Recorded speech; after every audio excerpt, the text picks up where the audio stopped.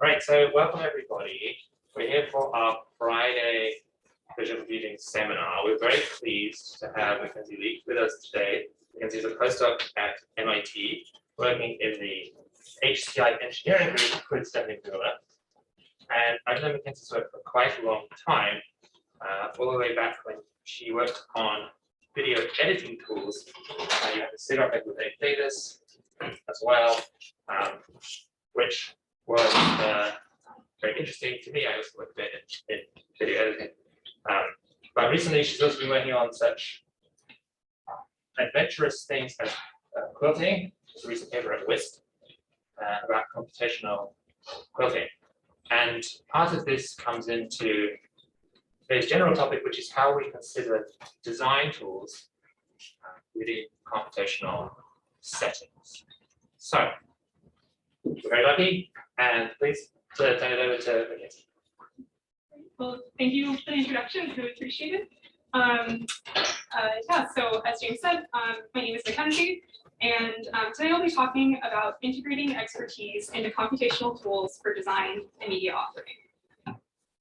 So I'll start with a simple question today. Fork or spoon? Or for those of you who are maybe less decisive, how about a spork?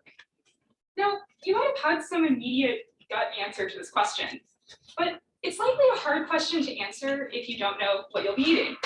And it's likely you need some more information to really make a good choice. Now, if I say that soup is on the menu, your choice is likely a little more obvious. We know that soup is, well, soupy, and a spoon is probably the right tool if we actually want to get the mixture from the bowl to our mouth. But what if we want to learn a few more details about the task at hand? For example, what if we want to avoid cleaning another utensil? We could consider an edible spoon, or maybe we could take our soup on the go. And if we know more about the specific constraints of our domain, soup or otherwise, we find that answering this question of which tool to use becomes far easier, and our solutions are far better.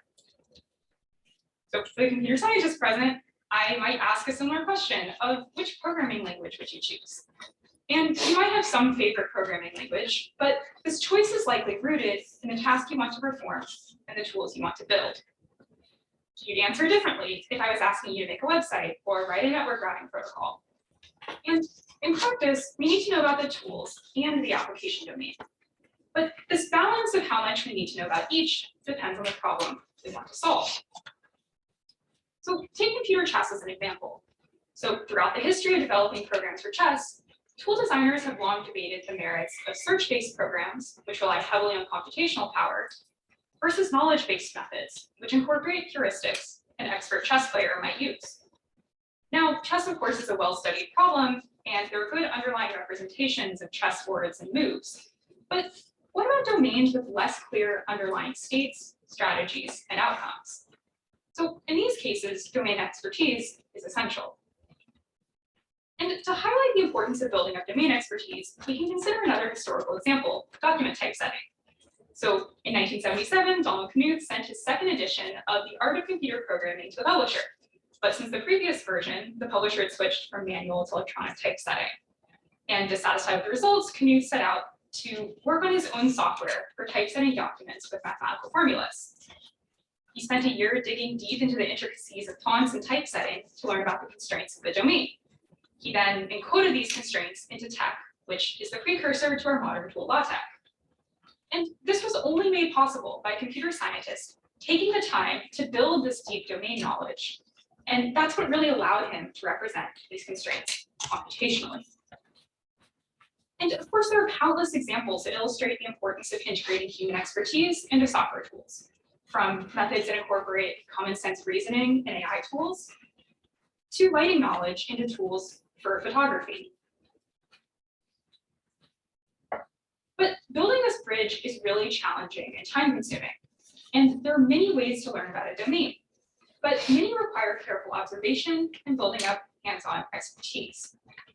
Now, sometimes the domain experts themselves actually already have underlying rules of thumb or clever algorithms to make tasks more efficient and meet a set of constraints. So for example, as shown here, when making a table, a carpenter will actually cut all the legs together in parallel rather than in sequence to make sure that the length is even. And this is what's really key. So appreciating and understanding algorithms that experts are already using, particularly in domains that don't necessarily have a history of computational tools. But once we have our application space and start learning about these existing processes, we then need to decide on the right representation to allow us to map high-level objectives to low-level decisions and select the appropriate set of algorithmic tools. So for many graphics-based applications, for example, we might consider things like point clouds or voxels or meshes. But the space of choices can be far larger and more complicated in other domains. And this is where having both domain and algorithmic expertise becomes so essential, because experts will not adopt a tool if it doesn't match their understanding of a problem or cuts off an important part of their creative space. So in my work, I apply this methodology of combining user-centered design and algorithmic tools. And today I'll outline 3 cases of this approach that have had particular representational challenges. So these include domains such as video editing, which has a history of representing a problem in a particular way, making it hard to consider new types of tools. I'll also talk about domains such as quilting, which don't have much existing computational support. And this requires building up representations from scratch. And I'll also mention the domain of improvisational design, which is highly unstructured and difficult to characterize as a result. So I'll discuss by how developing deep domain expertise, we've been able to support many different types of open-ended processes. And the first domain I'll talk about is video editing. And in particular, I'll focus on how a shift in representation from frame to text-based tools has enabled new possibilities. So for decades, commercial video editing tools have largely required users to edit at the frame and millisecond level using a timeline interface like the one shown here. And this can be a slow and tedious process, requiring the editors to spend their time watching all the input videos to find the relevant content and produce a finished output. So we designed a system called RoughCut to facilitate the editing of dialogue-driven scenes by automating the labeling and editing of video clips and providing an interface for exploring different edits rapidly. So for demonstration throughout this section of the talk, I'll show one example of a scene about a troublesome family member performed by 2 amateur actors. So here's a look at a couple of takes from that scene.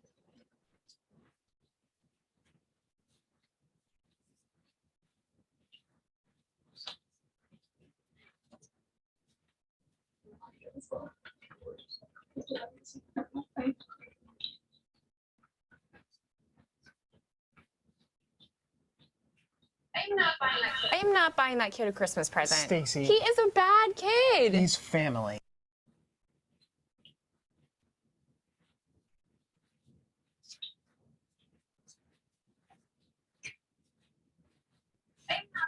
I am not buying that kid a Christmas present. Stacy. He is a bad kid. He's family.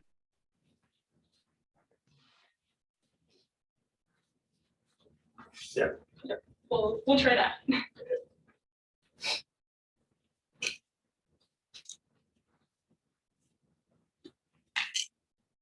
So each new take that I'll show will provide a different camera framing. I am not buying that kid a Christmas present. I am not buying that kid a Christmas present.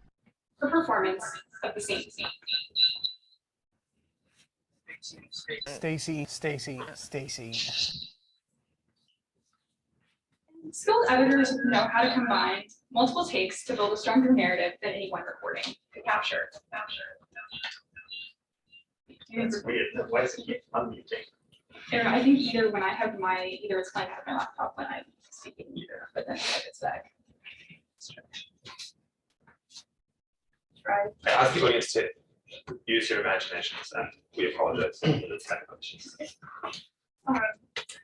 Cool. So, for example, I'll show an excerpt of a scene put together by a professional editor from 15 different input takes. He's family. Are you sure that your cousin is his real father? Because I'm pretty sure that kid is the spawn of Satan. Come on now, that's a bit dramatic. Oh, really? Yeah. You're gonna make me regret saying that, aren't you? So by cutting between different framings and performances, the editor was able to control the visual style and emotional tone of the scene. And so our hand-edited scene runs just 73 seconds long, but it took our professional editor almost 3 hours to edit with existing tools. So to use Rough Cut instead to edit this scene, the tool would first separate and organize our video clips by aligning the audio and the videos to a shared script.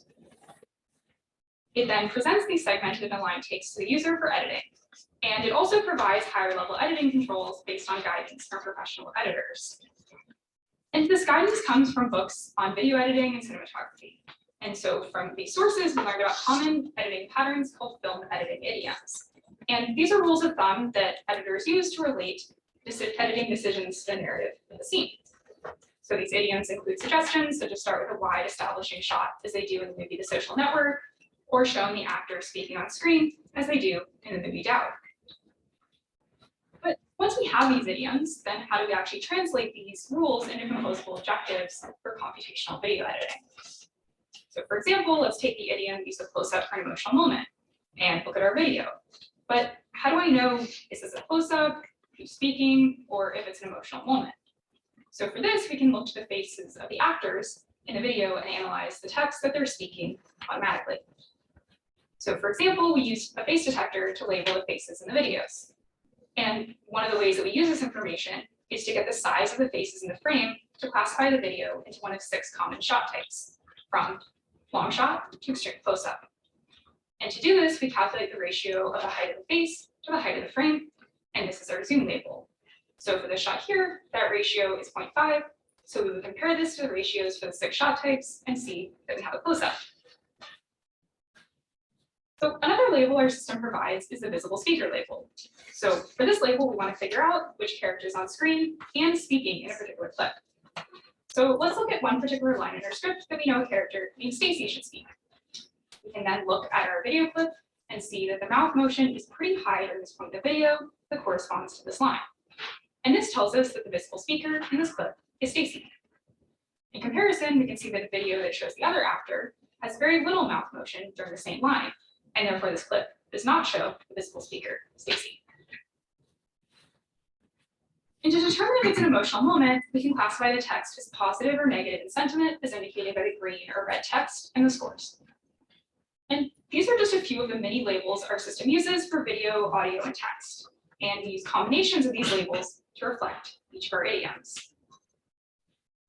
So then once all of our clips are labeled, our goal is to find the clip for each line in the script that best fits with our chosen idioms. And these will form a single output edit. So we can think of each of these clips then as potential nodes in a graph. And our goal therefore is to find the path of this graph that best satisfies our idioms.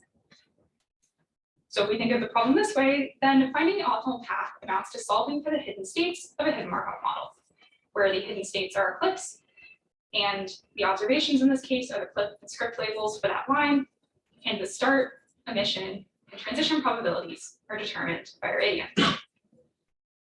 So for example, our start wide idiom applies to the starting probability in the sequence. So in this case, we simply calculate the start probability for each clip as the inverse of our zoom label. So for example, the wide shot shown at the top would have a higher starting probability score than this close-up on the bottom.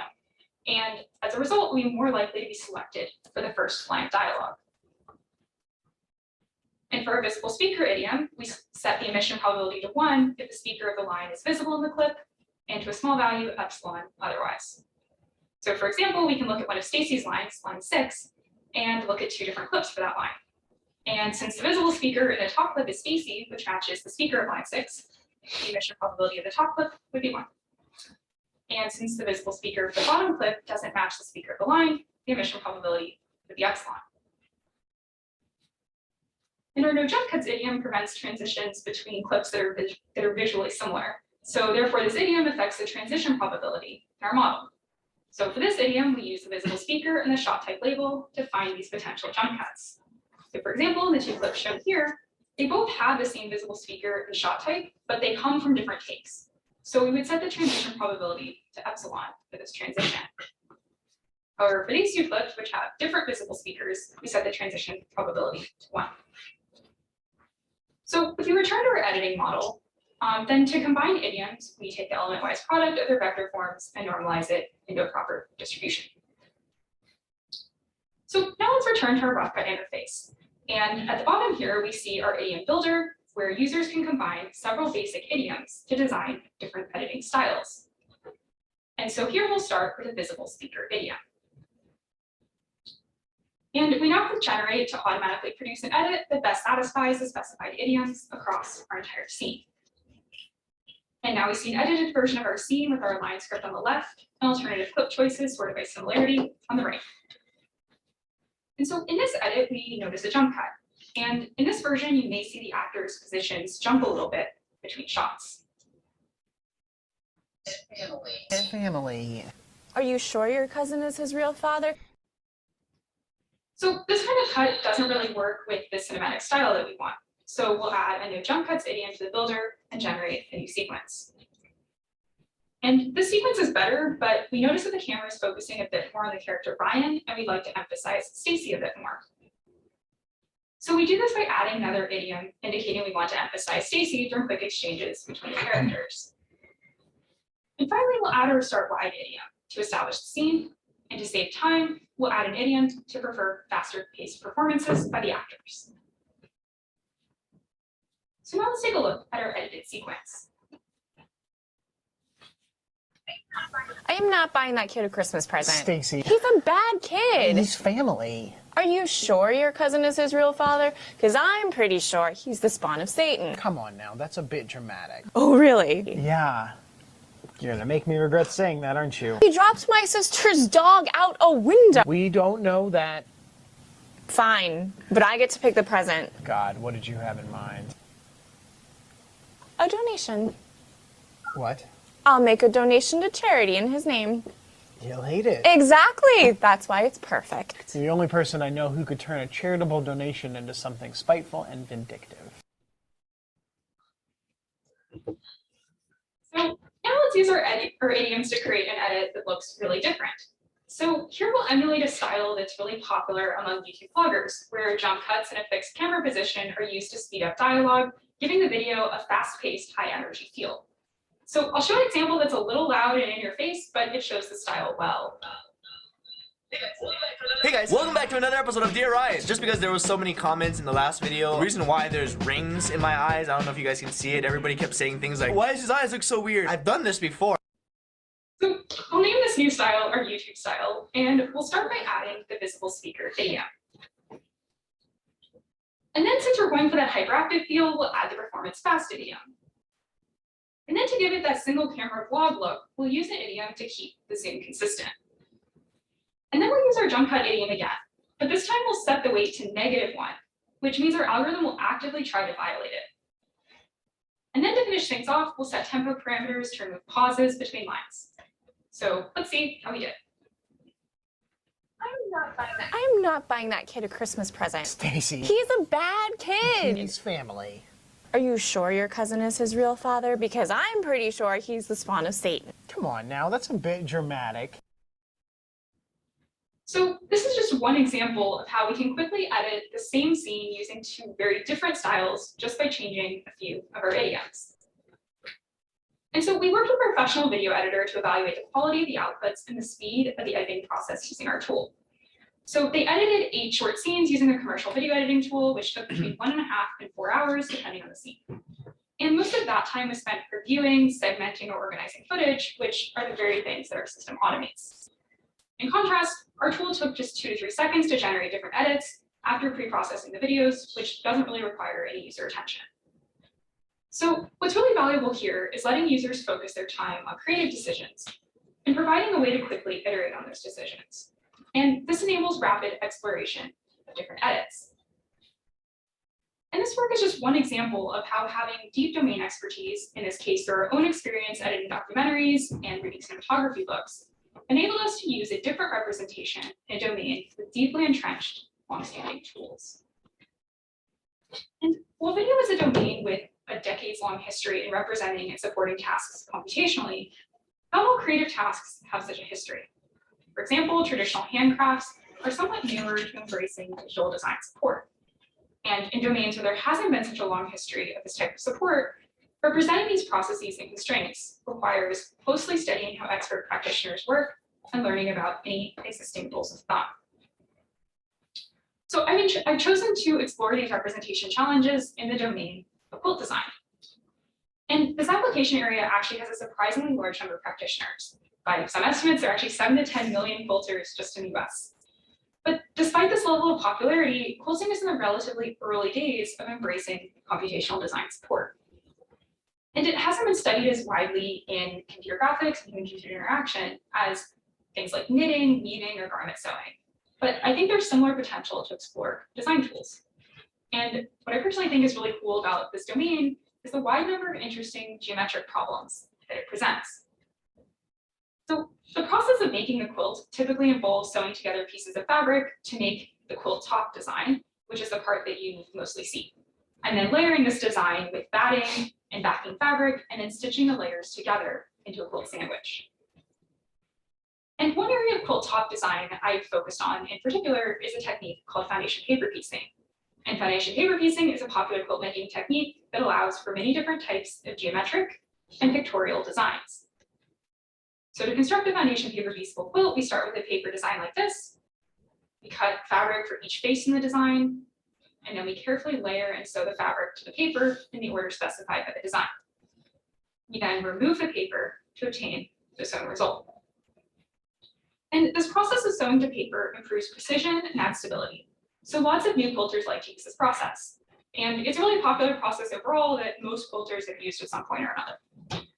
But it turns out that this process of sewing to paper imposes constraints on the set of designs that are paper pieceable and the order in which you can sew the fabrics.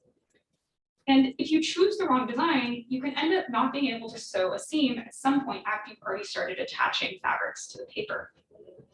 Or if you're not careful in the order in which you sew, you might end up with exposed or frayed edges on your fabrics like we'll see here. And if you draw an arbitrary pattern, it's likely not paper pieceable. So currently pattern designers use trial and error to figure out if they can find a sewing order, usually by hand. But unfortunately, this is quite tedious, and designers might just give up if they can't find an order in the first couple of tries. And all of these constraints come from the precise required sewing process. And it's not immediately clear just from looking at the geometry which designs you might be able to sew or not. And for example, it turns out that this design on the left is paper pieceable. The similar one on the right is not. Likewise, these two designs might look really similar at first glance, except for the seams highlighted in orange.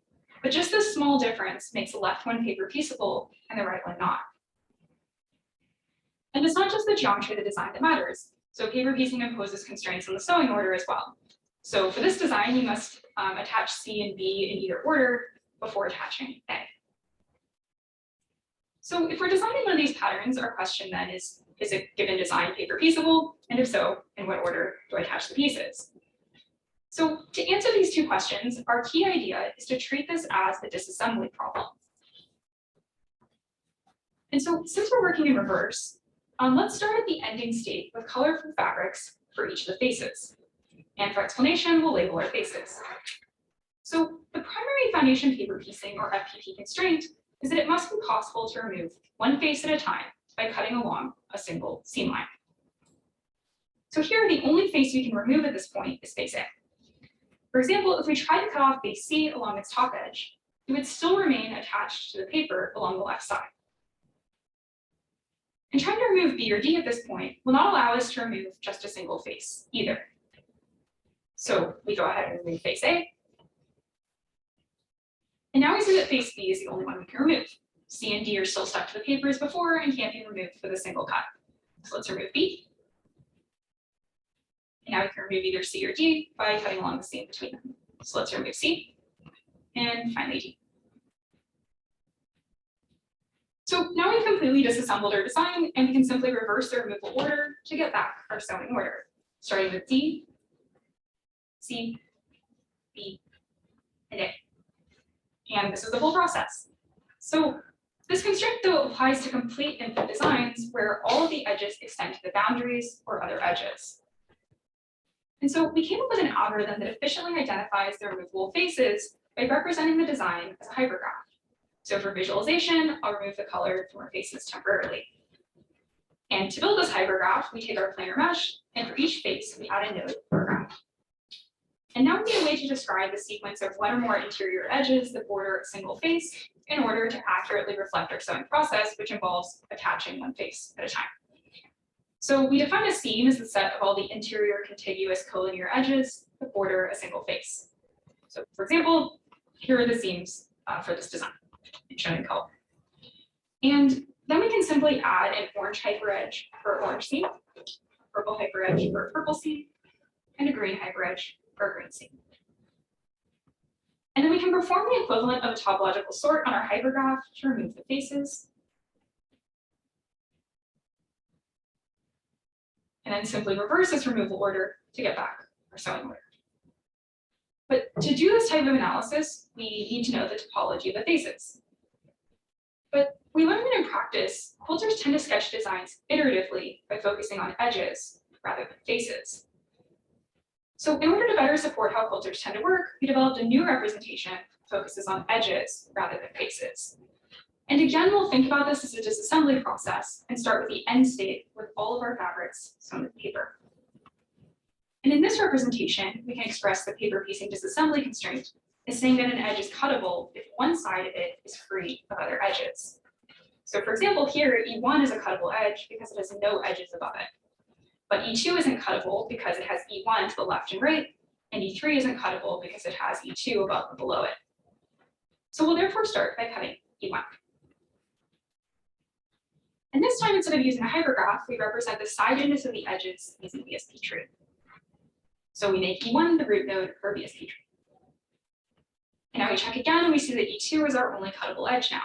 And E3 is still not cuttable because it has E2 on both sides. So we cut off E2 and add it to our BSP tree. So I won't go into detail today on the construction of this BSP tree, but the key part is that the algorithm picks an arbitrary positive and negative direction to represent the sides of each edge. And as you'll see as I build up this tree, one of the sides will remain empty for each node because of this disassembly constraint. So then we can cut E3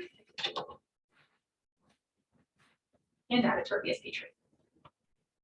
So we can again simply reverse this disassembly order and get our sewing order back. E3, E2, and E1. So in practice though, we learned that when sketching designs, quilters don't always draw complete designs from border to border. But it turns out that the exact algorithm that I just showed even works if we only have a partial input sketch like this. Let's start by labeling our edges. And now let's see if we can find a cuttable edge. So let's extend out E3 to the boundaries. And we find that it has E2 on both sides, so it isn't cuttable. Likewise, if we extend out E2, it has E1 on both sides and isn't cuttable either. So now let's try E1. And E1 has no edges to its right, so we can cut it and add it to the BSP tree. So now we try extending out E2 to the new boundary, and it's cuttable, so we remove it. And finally, we can now extend out E3 and cut it off. And like before, we can simply reverse this disassembly order to get back original sewing order. E3, E2, and E1. So now let's say I have a design like this, and I can go ahead and I can cut off E3, and I can also extend out E4 and cut it off. But now I'm stuck. So neither E1 nor E2 is cuttable because they both have edges on both sides. So to handle this situation, I introduced what are called section edges. So sectioning involves splitting the design into multiple sheets of paper, each of which are individually paper pieceable. But however, in practice, joining the sections eliminates several of the advantages of paper piecing, including the precision and stability provided by paper. So therefore, in practice, quilters tend to want to reduce the number of section edges. And we learned about different ways a quilter might choose to do this by talking with them about their design process. And one of these is extending the longest existing edge in our input design. So here, that longest edge is E1. And now this creates two sections, the left and right of E1. And we'll now consider each of these as independent designs. So we'll start by extending out edge E2 for section A, and then cutting it.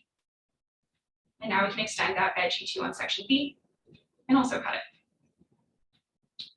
So now we've completed the disassembly process, and we're ready to sew our design. So again, we simply reverse this removal order and get our sewing order back. So we'll start with edge E2 in section B, and then edge 2 for section A,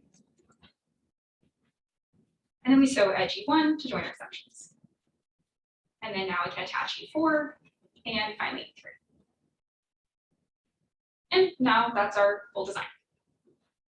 So of course, this isn't the only way we could have chosen to section our design. So two other heuristics that quilters might use are sectioning along the shortest edge, E2, or sectioning such that we have roughly equal numbers of pieces of fabric on each side. So in this balance case, there would be 3 pieces in each of the 2 sections if we section along E1 again. And it turns out we can only section along these existing edges, but we can use these heuristics and ultimately find the minimal number of sections. So we incorporated these algorithms into an interactive drawing tool that allows users to focus on the visual design while letting the tool handle the tedious order instead. So here I'll show an interactive session where I will draw a tree. So we start by drawing the outside outline of our tree. And then we complete our partial design and see that it requires no section edges so far. We can then add some internal detail for the tree and then complete our sketch again. But even with this additional detail, our design still requires no section edges and will be relatively easy to sew. And so then next we'll add a star to decorate our tree. And completing this design, we'll see that this adds 3 section edges in blue. And this will make it a little bit more work to sew, but we like the way that our design looks. And so then we'll explore some different section edge heuristics beyond the current draw order. So those are longest, shortest, and then balance. And we end up liking the way the balance option looks best, so we decided to go with that. And so this session showed how we were able to check for paper feasibility throughout our sketching process and make decisions about different potential completions very quickly. And this balance is allowing us to add some more detail while making sure that we keep construction relatively straightforward. So using our tool, we have also been able to start with a complete design like these 9 leaf patterns and sew a small quilt. We've also been able to start with a partial sketch like this milk carton completed in the tool and sew the end result. And one of the quilters we work with started by tracing an existing image, completing the design as they went while adding detail and then sewing the final design. So quilters have also created many different types of designs, such as those with concave boundaries, those approximating rounded edges, and those without rectangular boundaries. And quilters have also gone on to use and adapt our tools in new ways to create their own designs like this, which was actually created using an implementation that Quilter wrote in the programming language R, which was super cool. And so when we initially came up with our representation of foundation paper piecing based on faces, we wanted to formalize what had previously only been rough rules of thumb for quilters. And formalizing these foundation paper piecing constraints allowed quilters to create their own original designs without having to worry about ordering the fabrics. However, this representation only worked for complete inputs at the end of the design process. But we learned that quilters often think about edges, and shifting to an edge-based representation enabled so many possibilities for designers. So our new edge-based representation enabled checking whether a design is paper pieceable earlier in the design process, and automatic sectioning, which enables quilters to create more elaborate designs. So as much as I'm personally invested in quilters and empowering would-be designers, I think maybe a broader observation here is how a change in the representation of a problem can allow for a different type of interaction that better fits with how quilters tend to think and work, which here happens to be in a more sketch-based way. And I think that's something that's really critical for building design tools, not just in quilting, but much more broadly.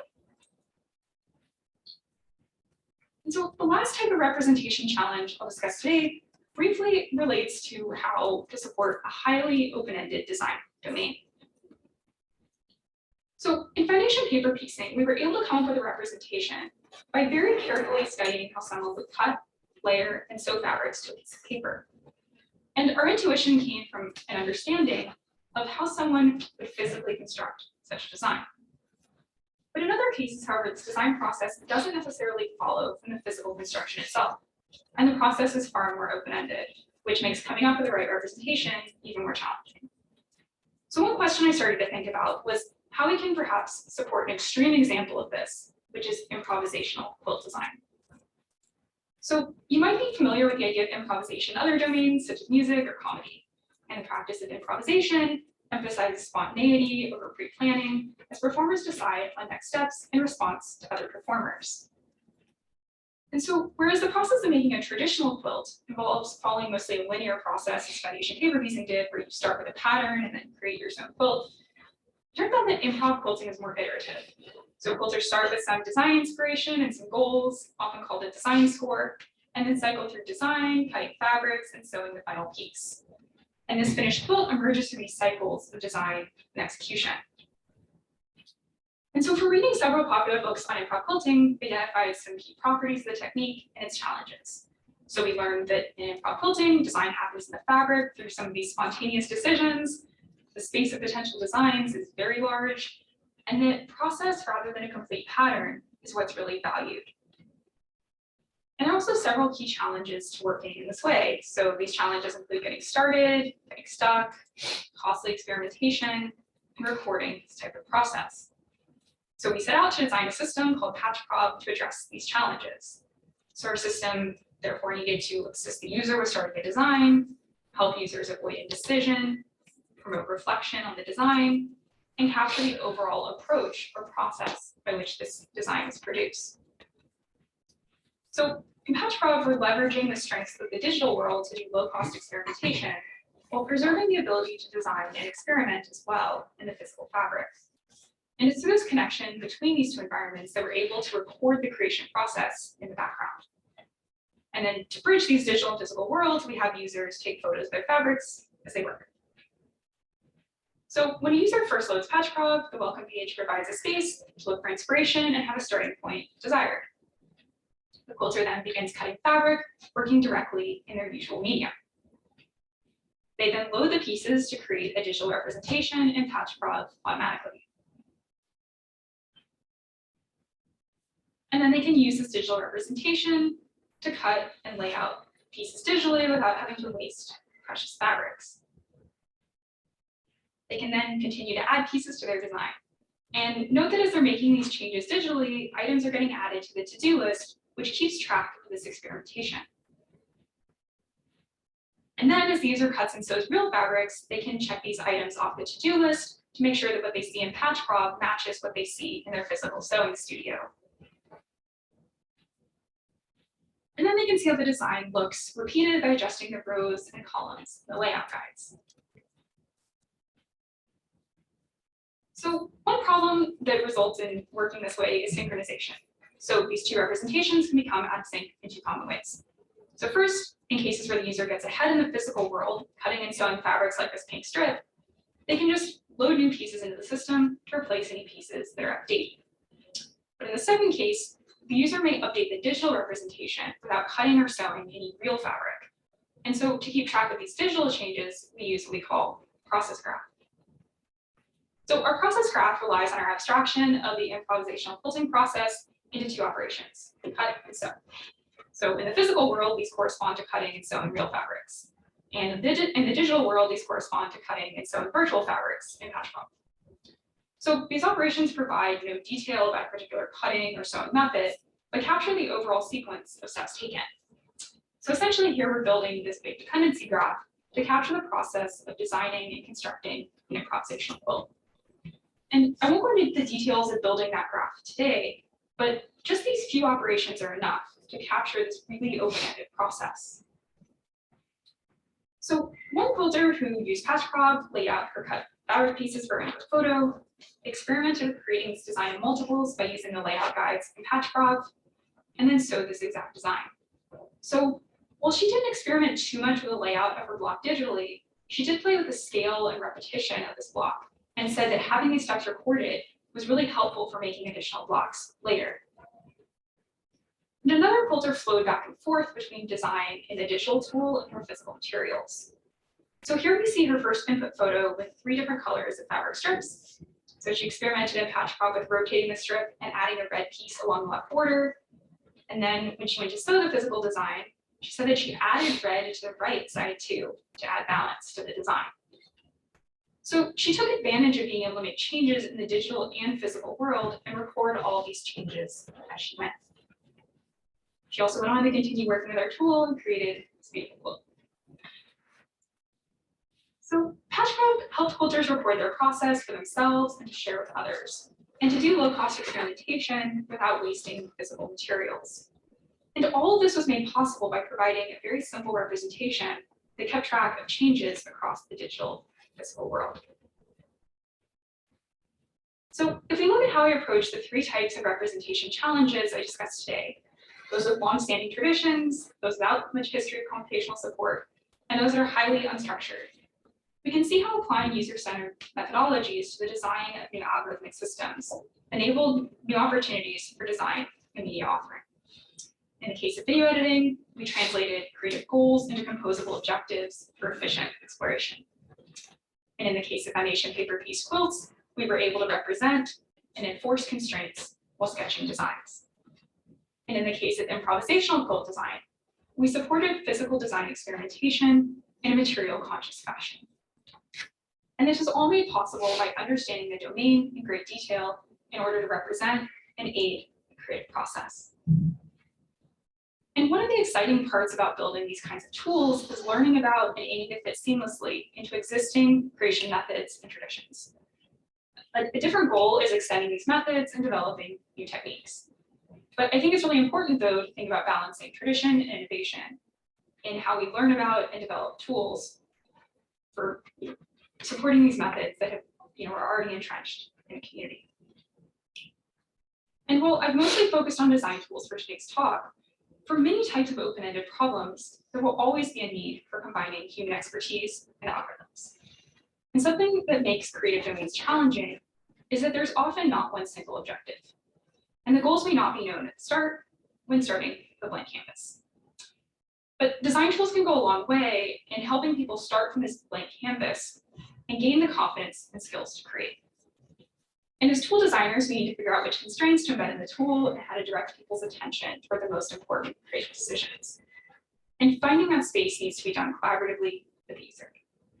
And in the end, it turns out, right, design is challenging, but making tools that make design easier empowers people to create new possibilities. So that, I thank everyone for your attention, and I look forward to taking some questions. Thanks.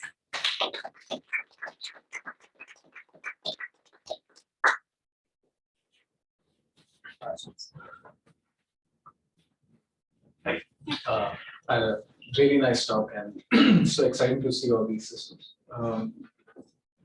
So I was just thinking about this system and comparing it to workflows and user creation. And I've seen some softwares where you don't have to worry about the tempo, you just have like some pre-made tracks, samples that you can put on and have your the song ready. And I feel like a lot of times with such systems, while it gives you a great boost in the start, eventually you learn the ropes and you start wanting to break the rules. I was wondering if you also think about how eventually the rule of thumbs become obsolete, or like there's a need to break these rules to create new forms of art, and how does computational design support the need to break rules? So one, I think that is a great question to be asking. It's super important when you're designing these tools. I think that I would say the short-term answer to that is, I think in a lot of these tools, you need to make it easy to, let's say, add an idiom to your system, or add a new feature, things like that, and adapt as you learn, right? You release these tools, you see how people use them, you get demands for for suggestions for features that you would have never thought of, right, at the start. And I think that designing these tools in a way such that they're flexible to do that is of course really important. Like we had someone request like a shuffle button in Patch Problem. We're like, oh, of course, right? Like that's such a good idea. So I think that's one aspect of your question. I think the other aspect is about kind of breaking these rules, and I think that's something that definitely came up for us more in the context of Patch Problem and improvisational design. Is that on the one hand, a lot of the way people tend to work in that is that they give themselves like a design score or set of constraints, or they'll be like, oh, I want to use triangles and use the color blue and orange, and then it turns out that you start that way, but part of what makes them really good, the quilts good in the end, is that you like introduce a surprise or break a constraint strategically.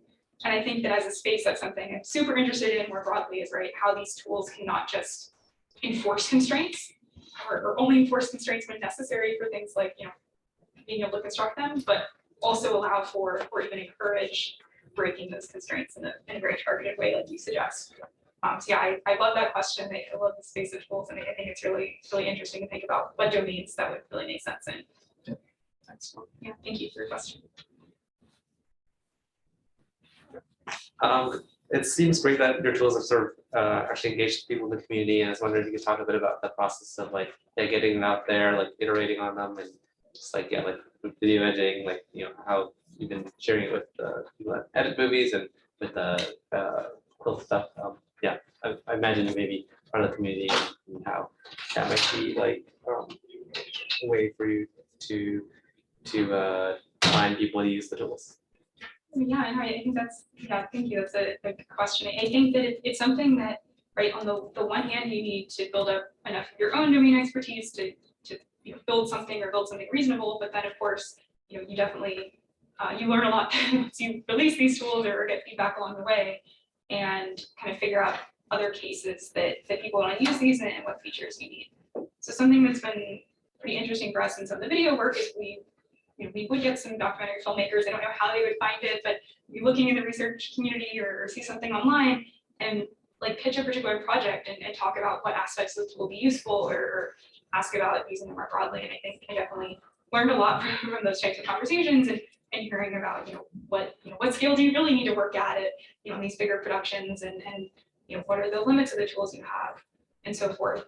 I think that on the quilting side for sure, there's kind of two aspects of the work that we've done there. So one is in kind of meeting with quilters or going to visiting quilt guilds, where that's always really fun because a lot of times people are kind of split about whether to use computational tools at all or their understanding and appreciation of the mathematical side versus not wanting to talk about those aspects of it. And I think so on the one hand, there's like kind of helping people appreciate some of these connections between math and computer science and quilting, but then also getting their feedback on these tools that we hope they will use and create things with. I think that, again, most of these have been purely one-on-one kinds of interactions where we release the tools, people find them, they send us pictures and want to chat. I think that there's definitely, I think we could definitely do more to do more targeted workshops and get kind of that feedback in a more targeted way, but there's definitely something fun about people saying, hey, like, have you thought about this feature, or I tried this thing, or look at what I made, and I think that's what makes it really cool. Thank you. Yeah, so should the, so you talked a lot about sort of like engaging with like people with expertise in the domain, but also you mentioned like, okay, for the quilting example, here's sort of how like beginners in the domain like tend to get started. Should these tools look different for beginners versus experts? Is there an element of that, or? Yeah, I think that's also a really good question and I think that's something that cuts across all of these types of design tools. I would say that my personal take on it generally is that there's often kind of a spectrum of expertise, and I don't necessarily like to pitch a tool for only experts or only beginners. And I think, like, for example, a lot of quilting tools are people that have maybe decades of experience in sewing quilts but have never actually designed one. So in some aspects, they're these incredible experts, and in other aspects, they're beginners. I definitely think, though, that we are choosing a set of tools, algorithms, representations that align generally with how more expert users are doing. And I think there's a question of, for people that are newer to the tool, how do you help them think about the domain in that way that experts do? Do you meet them where they are and figure out if they have a different mental model and adapt the tool to that? And I think there's a ton of interesting work in many different domains about kind of that approach to onboarding beginners, figuring out mental models, that aspect of tools. And it's not an area I've necessarily worked in depth in targeting one of those spaces, but I think that it's definitely important to keep in mind if you want lots of people to use your tools. Last question. Do you want? I know videos and books, they're very different mediums, but in the design process, were there some commonalities that you've seen, given that you've worked with both domains and depth? So really great question. I think that I think there's definitely a certain set of skills and interests of kind of people that make anything, right?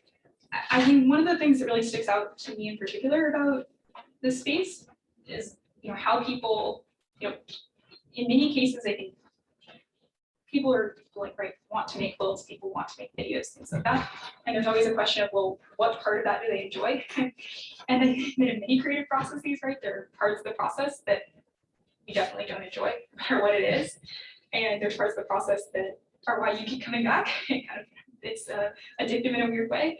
And I think that that's something that I really noticed, right, is that when you think about video editing, and the fun parts, maybe, not like a conference video, 2 days before it's due, but if you're video editing for fun, let's say, right, like people are spending most of their time organizing videos, segmenting footage, scrubbing through timelines, trying to find what they want, and that's not the fun part. And so the tools can play a big role in mitigating that, but that people still want creative control. And in quilting also, we saw that a lot too, right, where there's this aspect of figuring out the ordering or the engineering of quilts or things like that, and to some degree, some of that is fine, but you probably want to spend your time more on the visual design, kind of the reason you signed up for this, right? And so I think that that's probably the biggest connecting thread is in a lot of these creation processes is kind of how you spend your time.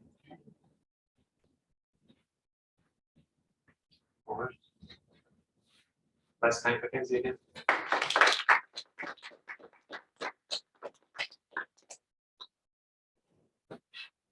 Okay, that's it.